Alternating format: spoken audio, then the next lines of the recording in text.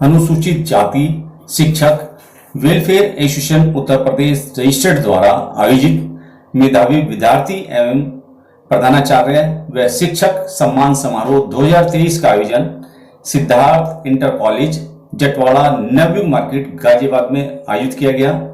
इस कार्यक्रम में कई जिलों के मेधावी छात्रों छात्राओं व शिक्षकों को मंच के माध्यम से मोमेंटो, प्रशस्ति पत्र व बाबा साहब के जीवन परिचय पर पुस्तक देकर सम्मानित किया गया। साथ ही शिक्षा के क्षेत्र में उत्कृष्ट कार्य करने वाले शिक्षक व प्रधानाचार्यों को भी मंच के माध्यम से सम्मानित किया गया।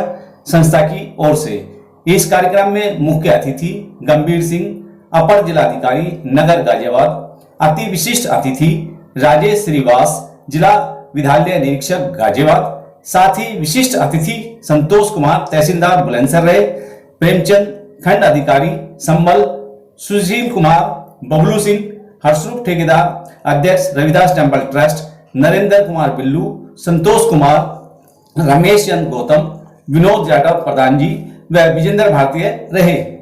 कार्यक्रम का शुभारंभ अपर जिलाधिकारी द्वारा बाबा साहब के व अन्य महापुरुषों के चित्र पर पुष्पांजलि अर्पित कर व दीप प्रज्वलित कर किया गया।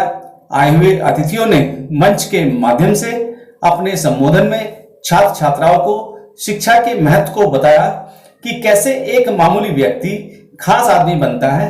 शिक्षा ही है जिसके माध्यम से हम चपरासी से लेकर देश के सर्वोच्च पद राष्ट्रपति तक हम बन सकते हैं।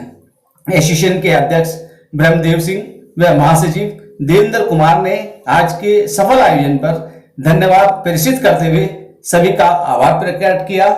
आइए देखते हैं एनपीटी न्यूज इंडिया की यह विशेष खास report Siddharth inter college Navyug market Jatwara Ghaziabad से।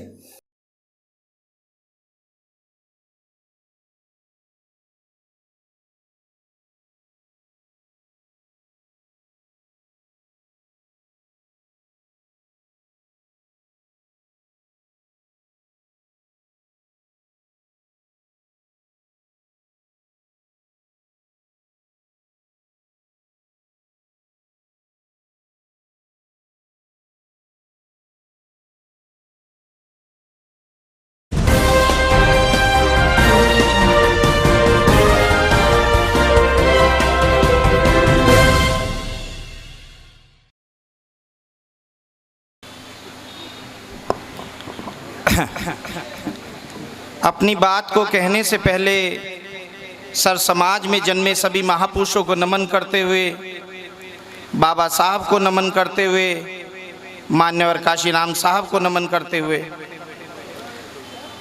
साथियों बड़े गर्व और उल्लास की बात है कि जो एसोसिएशन है जो काफ़ी वर्षों से काम कर रही है, मैं पहले तो उन्हें बहुत बहुत बधाई और शुभकामनाएं देना चाहता हूं, क्योंकि हर वर्ष मुझे मौका मिलता है अपनी बात को कहने का और हमें सम्मान मिलता है और हमें सम्मान दिया जाता है।